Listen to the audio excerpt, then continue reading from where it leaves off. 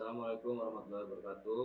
Kenalkan, nama saya Majid Bukhari dengan NPM 247834. Sini saya dari kelompok Pentaji yang beranggotakan saya Nisa, saya sendiri, Zaki Amuna, Tanya Gadis, Raya Monisa, dan Nurhayati. Sini kami mengembangkan aplikasi yang bernama Koiverse, yaitu berfokus pada ikan koi. Sini saya dibagi di bagian design thinking. Nah, pertama kita mengerjakan timeline project. Nah, di minggu pertama kita mengerjakan user interview dan competitive analysis. Sedangkan minggu kedua user personal dan user flow. Minggu ketiga information architecture dan wireframe, UI kit dan hi-fi serta prototype. Terus di minggu terakhir kita mengerjakan usability testing. Nah, untuk selanjutnya ada kompetitor aplikasi, kita saingannya. Nah, sini kita ada aplikasi saingannya yaitu Fishly. Nah, kelebihan dari Fishly ini menyediakan panduan perawatan ikan berbasis AI yang membantu pengguna mengenali kebutuhan spesifik setiap ikan. Kedua, memiliki fitur fish compatibility checker untuk mengecek kecocokan ikan dalam satu akuarium, dilengkapi pengingat otomatis untuk ganti air, pemberian pakan, dan perawatan rutin. Menyediakan profil spesies ikan lengkap dengan tipe dan tips perawatan, penyakit umum, dan kondisi ideal. Yaitu antarmuka sederhana dan mudah dipahami oleh pemula. Nah, kekurangan ini, beberapa fitur masih dalam tahap pengembangan seperti komunitas dan integrasi sensor air, tergantung input manual pengguna, sehingga data tidak selalu akurat. Belum mendukung sensor otomatis, dia belum menggunakan IoT untuk mendeteksi kualitas air secara langsung. Untuk selanjutnya, konten global belum menyesuaikan dengan kondisi ikan lokal di Indonesia. Dan yang terakhir, ada kemungkinan beberapa fitur lanjutan akan menjadi fitur premium berbayar. Terus kompetitor yang kedua, Aquarimed. Nah, kelebihan dari aplikasi ini, aplikasi manajemen akuarium yang sudah populer dan stabil, menyediakan catatan parameter air, pH, suhu, amonia, nitrat, dan sebagainya yang lengkap. Terus tuh yang ketiga ada dilengkapi pengingat perawatan otomatis dan grafik pengembangan kualitas air. Yang terakhir, mendukung sinkronasi cloud antar perangkat. Nah, kekurangannya ini beberapa fitur hanya tersedia di versi Pro, yaitu berbayar. Tidak memiliki fitur AI rekomendasi otomatis seperti Fishly. Yang ketiga ada input data tetap manual, jadi belum terhubung ke sensor, jadi belum menggunakan IoT. Yang terakhir, tampilan antarmuka terkesan kompleks untuk pemula. Nah, yang terakhir ini ada Aqua Planner, membantu menjadwalkan perawatan dan pembersihan akuarium secara rutin. Ini kelebihannya dapat mengatur peningkat khusus seperti ganti air atau ganti filter. Dan yang ketiga, ukuran aplikasi ringan dan mudah digunakan di berbagai perangkat, cocok untuk pengguna dan yang ingin fokus pada jadwal perawatan tanpa fitur rumit. Nah, kekurangannya ini tidak memiliki fitur AI atau database ikan. Yang kedua, tidak menyediakan informasi kesehatan ikan atau penyakit. Semua aktivitas masih berbasis input manual pengguna. Yang terakhir, kurang interaktif karena tidak ada fitur komunitas atau forum. Nah, setelah itu kita mengerjakan dokumen research. Jadi kita menanyakan pada narasumber langsung di lapangan. Nah, berapa kali sih jadwal ganti air ikan koi itu? Nah, tergantung keadaan saja, bisa 1 minggu sekali atau 1 bulan sekali karena air sudah bau atau keruh. Yang kedua, jika di dalam akuarium ikan apa sih yang bagus dicampur dengan ikan koi? Nah, ikan kapai, ikan lain kurang cocok, dia makan kutu lalu memakan tai juga. Jika ikan lain belum cocok. Jadi seperti ikan-ikan sapu-sapu itu bagus juga untuk ikan koi. Nah, untuk di perekonomian, apakah ikan koi ini masih diminati? Sangat banyak peminatnya, apalagi untuk wilayah Jawa Timur. Seberapa sering ikan koi itu sakit dan berapa kerugiannya? Tergantung dari cuaca atau jika wadahnya sudah kotor. Jika cuaca bagus, ikan tidak akan sakit. Jadi tergantung cuaca serta wadah-wadahnya juga. Jadi maka dari itu kita harus rutin mengganti air ketika sudah bau atau keruh. Yang kelima, ikan yang susah dirawat apa aja sih? Ikan pari atau ikan hias loha. Jadi ikan koi ini termasuk ikan yang mudah untuk dirawat. hanya cukup perhatian kecil aja. Cara mengenali jika ikan sakit atau bagaimana, dilihat atau dipantau dari perilaku ikannya. Kadang kalau ikan sakit itu biasanya dia suka palanya di bawah atau palanya di atas, tidak stabil. Tujuh makan apa sih yang cocok untuk rekomendasi untuk ikan koi ini? Kalau makanan itu tergantung kebiasaan yang sudah kita kasih sejak ikan masih kecil. Jadi kita kalau dari kecil kita masih kasih pelet, ya bagusnya juga kasih pelet udah gede. Kalau untuk di wilayah Balam, apakah komunitas ikan koinya masih banyak? Ya, komunitasnya masih sangat banyak untuk komunitasnya. Media apa yang Bapak yang gunakan untuk berinteraksi dengan pedagang lainnya? Nah, kalau sekarang masih menggunakan Facebook. Nah, kita ada user personal di sini, kita mewawancarai dua user personal. Ini kerja lapangan, namanya M. Syarul Irawan dari Polinela juga. Dia prodi perikanan apa ya. Si bapak ini pengguna pemilik toko ikan di Raja Basa, namanya Pak Aceng. Saya pembudidaya dia, seorang kolektor ikan memiliki ini ya ada jelas itu misalnya ini MT Max. Nah, jadi kita nih bukan. Nah, ini prioritasnya apa aja sih? Untuk yang harus kita lakukan sekarang itu sistem deteksi penyakit otomatis, yaitu AI diagonis, itu harus ada dalam aplikasi ini. Dan yang kedua, fitur notifikasi jadwal perawatan dan pemantauan, serta fitur edukasi dasar untuk pemula.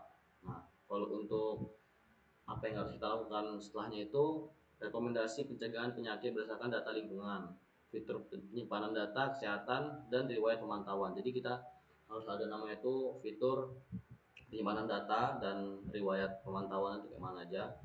Terakhir paduan diagnosa manual untuk gejala serupa.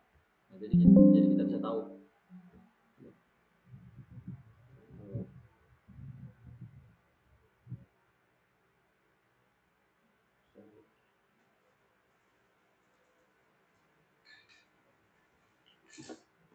Yang harus dilakukan dulas itu tetap penyebaran penyakit koi.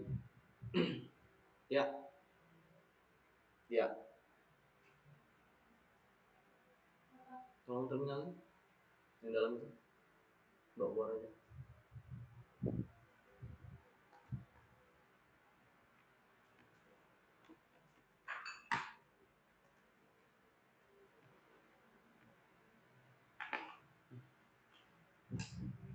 Guys, karena baterainya lowbat. Dan untuk yang dilakukan terakhir itu integrasi dengan penyedia produk obat dan pakan. Jadi kita harus ada integrasinya, serta fitur komunitas dan forum diskusi. Jadi di aplikasi kita ini bakal ada komunitas atau forum untuk bisa untuk transaksi atau bisa untuk tanya jawab antar pengguna. Nah, pain pointnya di sini, pain pointnya nih kolektor ikan itu tidak ada wadah resmi untuk menghubungkan semua komunitas koi. Rawan salah pencatatan dan diagonis, tidak ada pengingat untuk jadwal makan atau obat. Terus selanjutnya perlu biaya tambahan konsultasi, minim informasi terpercaya tentang perawatan ikan koi, bingung menentukan dosis pakan dan obat yang tepat. Nah, sedangkan masalah yang didapatkan pembudidaya, kesulitan menentukan pengobatan yang tepat untuk penyakit tertentu, kerugian besar jika ikan mati karena keterlambatan penanganan penyakit, serta kesulitan mengenali penyakit koi karena gejala mirip antar penyakit. Jadi ini masalah-masalah yang dikeluhkan oleh ini kolektor ikan koi serta pembudidaya ikan koi. HMW, how might we. Jadi kita ini bisa apa gitu. Nah, menyediakan fitur untuk kolektor ikan koi, kita akan bakal menyediakan fitur untuk semua komunitas koi, menyediakan fitur untuk semua komunitas ikan koi, serta menyediakan fitur reminder serta menghadirkan fitur kalkulator dosis otomatis untuk pakan dan obat ikan koi. Selanjutnya menyediakan fitur atau notifikasi untuk mengatur jadwal pakan dan obat ikan. Serta menggunakan AI untuk konsultasi, jadi tidak menggunakan biaya. Setelah itu menyediakan fitur edukasi, artikel atau video untuk perawatan ikan koi, serta memberikan rekomendasi dosis pakan dan obat yang tepat. Untuk yang bisa kita lakukan pada pembudidaya, ini kita akan menggunakan teknologi AI untuk membantu menentukan pengobatan yang tepat, serta menyediakan fitur notifikasi dini, seperti memberi peringatan otomatis saat terdeteksi gejala penyakit ikan agar penanganan dapat dilakukan lebih cepat agar tidak terlambat untuk menangani.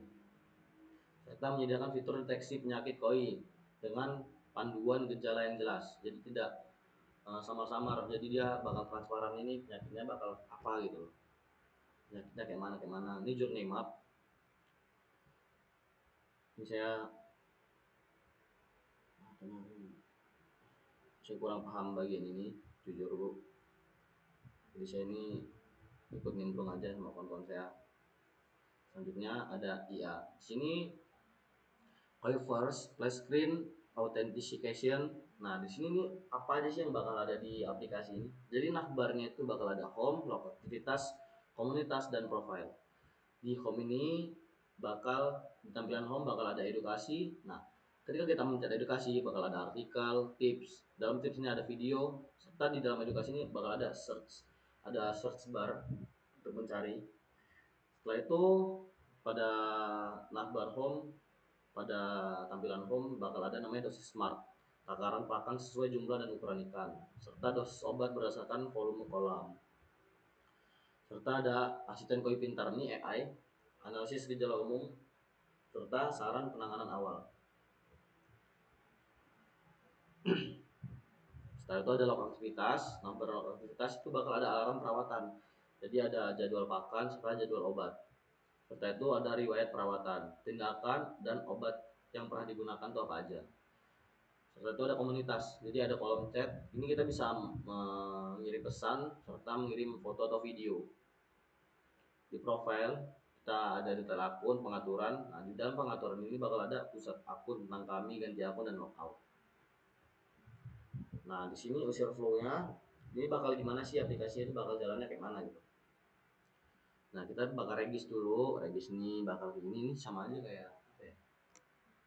Nah, itu diagram apa ya? Diagram alir apa ya? Activity diagram. Nah, aktivitasnya bakal kayak mana? Bakal kayak gini lah intinya. Profil itu buka aplikasi, berandam, buka profil, buka akun. Di sini ada pilih. Kita mau kasih data diri atau ganti akun. Nah, di sini pemantauan tanaman. Di sini dah komunitas, buka komunitas, filter, dapat unggah foto atau video atau diskusi dan bertukar antar pengguna. Nah, di sini ada yang namanya itu empty maps. Karena di atas itu karena ini salah. Jadi kita ganti yang bawah. Nah, kita ngomong nih, apakah ada aplikasi yang bisa mengingatkan atau membantu memberi makan ikan koi secara otomatis? Apakah ikan koi itu memang perlu diberi vitamin? Jika iya, merek vitamin apa yang bagus untuk ikan koi? Berapa kali sebaiknya memberi makan ikan koi dalam sehari agar tidak berlebihan? Obat apa yang aman digunakan jika ikan koi terkena jamur putih pada badan atau siripnya? Nah, kita harus mikirin nih, kalau perawatannya salah bisa rugi besar karena ikan koi bisa mati. Perawat ikan koi ini cukup rumit karena ada banyak faktor yang harus diperhatikan seperti kualitas air, jenis pakan, dan kondisi cuaca. Saya membutuhkan solusi yang cepat dan akurat, bukan sekedar percobaan atau coba-coba. Jadi kalau ada data penyakit yang lengkap, saya bisa lebih percaya diri merawat koi. Terus apa yang harus kita lakukan? Mengunjungi toko ikan untuk konsultasi langsung dengan penjual jika ada masalah. Mencoba berbagai merek pakan atau obat berdasarkan saran orang lain yang akurat dan tepat ya. Cari informasi perawatan ikan koi lewat YouTube, forum, atau grup Facebook. Nah, yang bakal dirasakan tuh perawatan koi sering membingungkan karena melibatkan banyak aspek yang harus diperhatikan. Kesulitan mengira harga bahan pakan dan obat. Jadi kalau salah obat atau pilih salah obat, pakan ternyata tidak cocok. Itu yang terakhir akan merasakan frustasi ketika koi sakit atau mati mendadak. Jadi itu aja untuk bagian design thinking.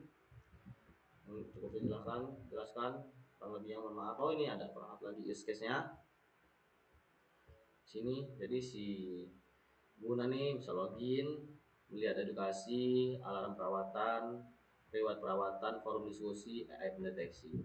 Nah, kemudian ini bakal bisa login juga. Nah, untuk admin ini, namanya admin tuh pasti bakal mengelola edukasi. Pasti yang dia yang mengelola semuanya. Kita ada UI kit. Nah, kita bakal menggunakan ini. Primary key, secondary key, ini warnanya, backgroundnya ini, text colornya hitam. Kita menggunakan teksnya itu, tipe teksnya itu Poppins Short Send Pro. Buttonnya kayak gini. Ya, cukup sekian jelasan dari saya. Wassalamualaikum warahmatullahi wabarakatuh.